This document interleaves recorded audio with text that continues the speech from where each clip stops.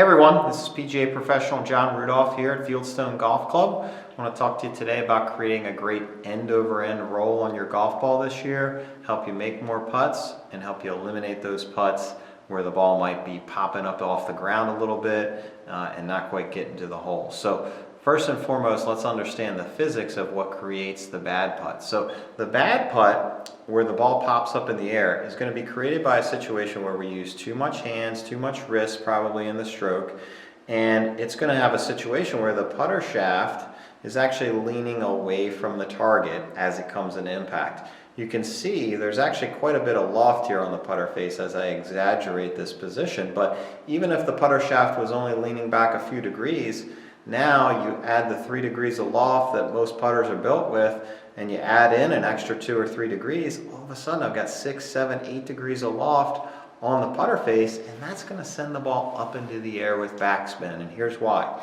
You know, as I come into the golf ball, I'm probably going to strike the ball below the equator of the golf ball because the bottom of the putter is now closer to the golf ball than the top. So as it strikes the bottom of the golf ball, the ball gets sent up into the air, sometimes a little, sometimes a lot, but it's going to have backspin on it. So you're going to end up hitting a lot of your putts short.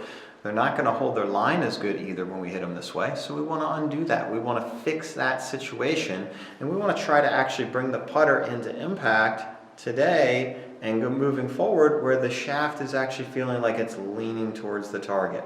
So next we're going to show you the setup and a little drill to help make sure you do that. But we're going to try and contact that ball slightly above the equator.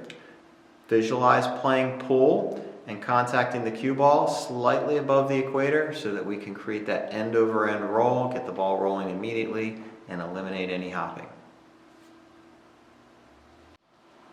Alright, so first things first, let's get you in a very neutral setup. I want you to establish about 50% of your weight and your pressure in both feet, and I want you to try and get the golf shaft really perpendicular to the ground. I'm also going to have you play the ball a little bit forward in your stance. That'll help you create somewhat of an ascending strike into the golf ball, which also creates that end-over-end roll. So, ball position forward, 50-50 setup, shaft perpendicular to the ground. Next, we want to go ahead and now we're going to lean 60 to 70% of my pressure into my lead leg. As I do that, you can see what happens is it takes my hands and arms forward. It brings the shaft forward. I'm leaning that golf shaft towards the target, which is what we were looking to do. As for the swing itself, once I'm in that situation, it's a beautiful setup position, but how do I eliminate my wrist? So what we do, we grab the extra golf ball from our pocket here, and we're going to do a nice drill to rehearse eliminating the hands, eliminating the wrists out of the swing.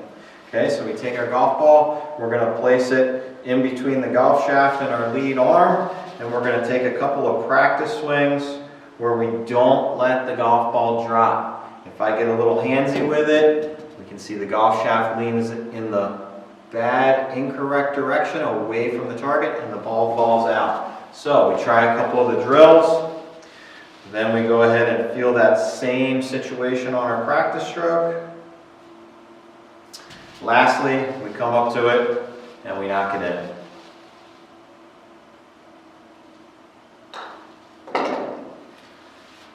Incorporate these couple feelings into your swing and your stroke this year, and I know you're going to putt better. Thank you.